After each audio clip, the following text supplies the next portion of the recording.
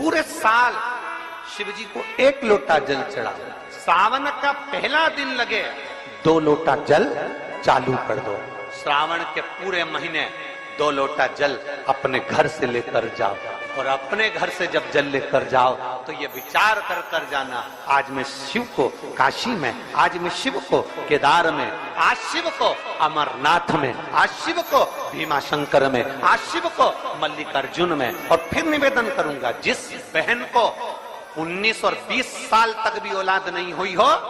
तो कृष्णेश्वर महादेव का नाम लेकर 2 लोटा जल तुम्बकेश्वर महादेव का नाम लेकर चढ़ा कर देखना, सावन के बाद में बाबा संतान जरूर देगा, झोली जरूर भरेगा।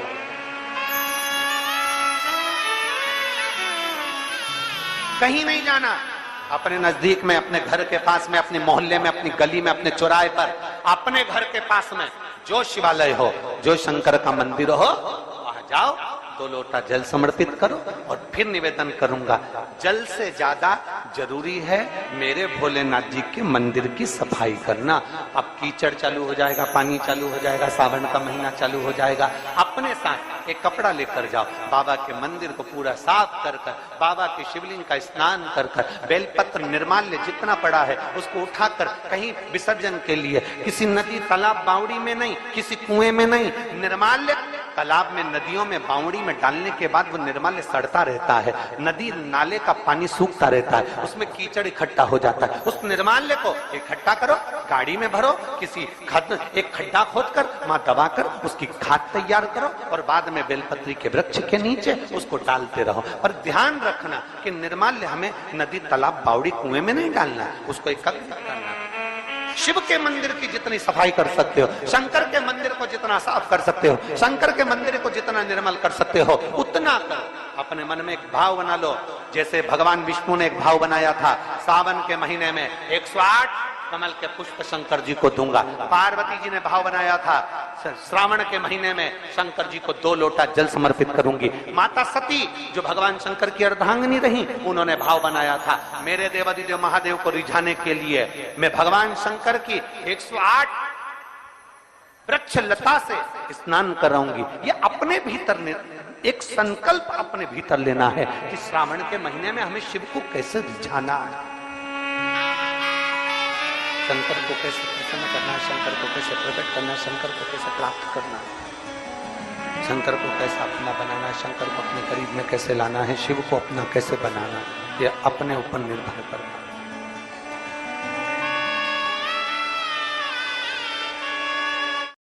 सावन के महीने में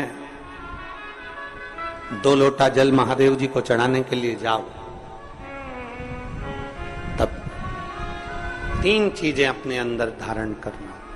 पहले नंबर का तो 2 लोटा जल जब घर से लेकर जाओ तो जरूरी नहीं कि दोनों हाथों में लेकर जाओ, एक लोटे के ऊपर दूसरा लोटा रखकर दूसरा हाथ से अगर कोई काम हो, पल्लू लेना हो या कोई कार्य हो तो कर सकते हो, नहीं तो तुम 2 लोटा हाथ में रख लो और पल्लू डालना ना मैं सिर पे, जरा सिर पे पल्लू, अब वो तुम्हारा लोटा हाथ में, वो बेचारा वो भेरू पल्लू रख, ठीक है, थोड़ा और खींचो ये बाजू का, तो पल्लू, अब वो भेरू ने और खींचा है, ठीक है, ये पल्लू हमारा मुंडा में दे दो, अब ठीक है,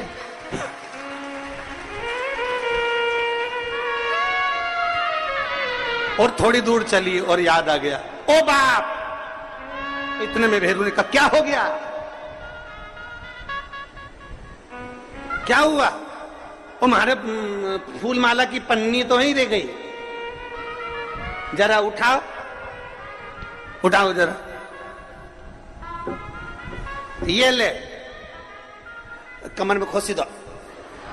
कमर में खोसी दो, कमर में पन्नी, और कैलाश पर्वत पे जाके रहूंगी, भोले को अपना, अब पति भी के अच्छा शंकर हुआ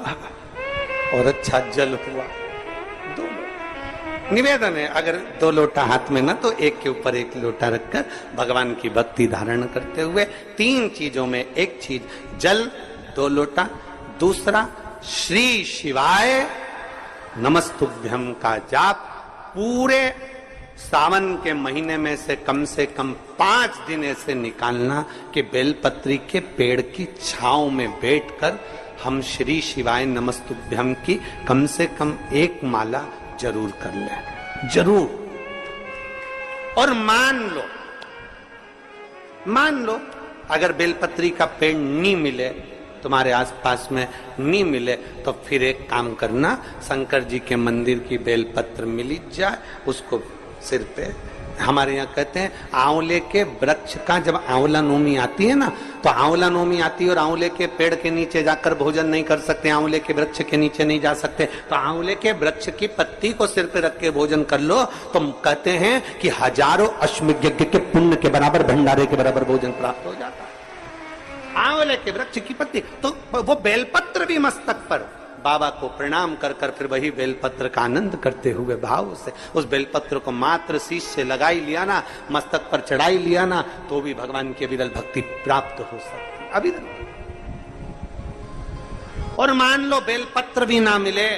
तो बेलपत्री के वृक्ष की थोड़ी सी मिट्टी अपने मस्तिष्क पर लगाकर मस्तक पर चढ़ाकर भी हम जाप कर सकते।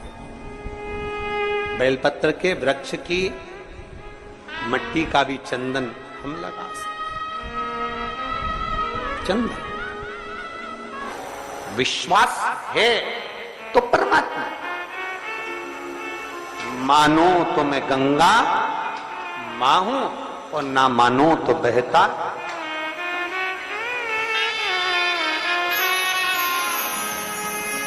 आप मानो तो मैं मां हूं, आप मानो तो मैं गंगा मां हूं, ना मानो तो बहता पानी। आप मानो तो आपके नजदीक में, आपके घर के पास में जो शिवालय है भगवान शंकर का, एक छोटा सा शिवलिंग है, मानो अगर दिल से तुमने मान लिया कि ये केदारनाथ है, दिल से तुमने मान लिया कि ये महाकाल है, दिल से तुमने मान लिया कि भीमा शंकर है, दिल से तुमने मान लिया कि ये मल्लिकार्जुन है, दिल से तुमने मान लिया कि विश्वनाथ है, जिस दिन तुम्हारा मन पर जाए, श्रावण के महीने में जब तुम 2 लोटा जल चढ़ाने के लिए जाओगे,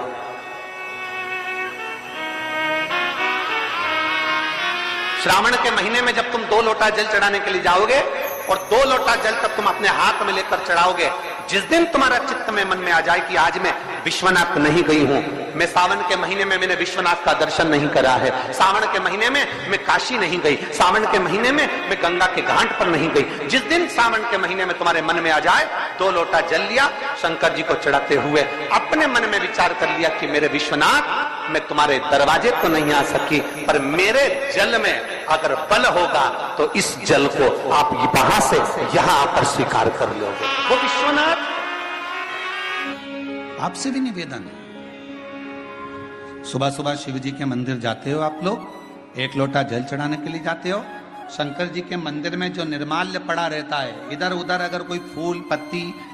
बेलपत्र सामग्री पड़ी रहती है, उसको उठाकर एक और जब रखो तो उसको प्रणाम करा करो। क्यों, किस लिए? शंकुकर्ण की कथा कहती है, निर्माल्य को उठाकर जो मस्तक से लगाकर प्रणाम कर कर विसर्जन में रखता है, विसर्जन की ओर रखता है, उसके अंदर एक ऐसा बल उत्पन्न हो जाता है कि मात्र वो किसी पर अपनी दृष्टि भी डाल देता है तो प्रेत जीवों का भी उद्धार हो जाता है। वो निर्माल्य में, विसर्जन करी हुई निर्माल्य में इतना बल उत्पन्न होता है हमारा।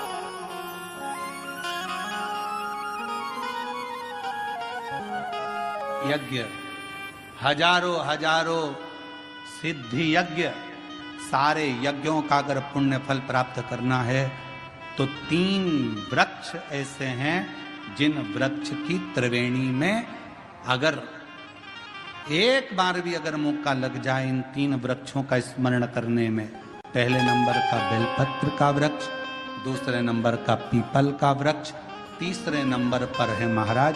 भगवान देवाधिदेव महादेव की कृपा से शमी का वृक्ष, अगर कहीं योग से बन जाए, आप रास्ते से निकल कर आ रहे हो, कहीं पीपल का पेड़ मिल गया, जल चढ़ाया, बेलपत्र मिल गया, शमी पेड़ मिल गया, जल समर्पित कर दिया। जल समर्पित करते करते आप अगर कहीं 3 वृक्षों पर आ रहे हो तो हजारों हजारों सिद्ध यज्ञ के फल प्राप्त हो।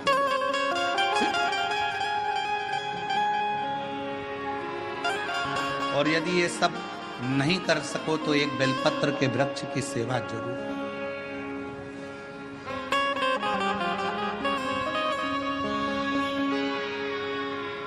एक संकल्प लो, आप और हम सब मिलकर उसको पूरा करें। सावन के महीने में एक बेलपत्री का वृक्ष जरूर लगाएंगे। ये नियम आप और हम लेकर लगाओगे? जम के तो बोलो, पक्का? बकरी खाए वैसा तो नहीं है? नहीं ना? संभालोगे उसको, प्रयास करोगे ना? ऐसी जगह लगाना जहां तुम उसको देखते रहो, संभालते रहो, उसको बढ़ाते रहो। हमसे ये मत पूछना कि पेड़ कहाँ लगाएं, मंदिर में लगाएं, रोड पर लगाएं, किनारे पर लगाएं, शमशान में लगाएं कि कहाँ लगाएं। जहां तुम्हारा दिल कर जाए वहां पेड़ लगाना, पर तुम्हारी निगाह में रखना उसको कि वो बड़ा हो जाए, छाया दे, दुनिया का भरण पोषण करे, दुनिया के ऊपर कृपा की छाया लगाओ।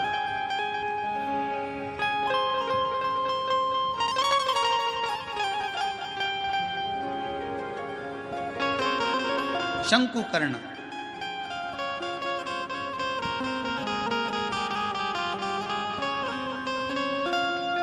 निर्माल्य विसर्जन करते थे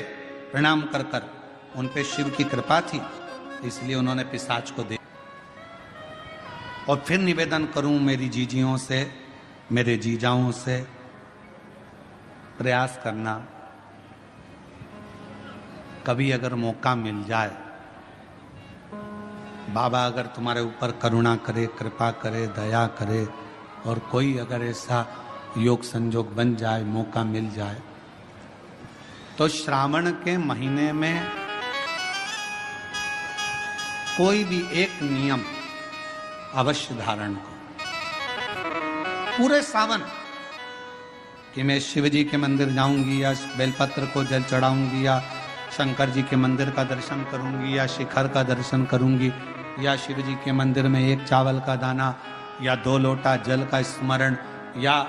बाबा देवादिदेव महादेव का मंत्र स्मरण करूंगी। प्रतिदिन अपने हाथ में 2 लोटा जल भरकर शिव को जल की धार लगाऊंगी। कोई भी एक नियम अपने श्रावण महीने में अवश्य, और नियम पूरा होता है तो बाबा करुणा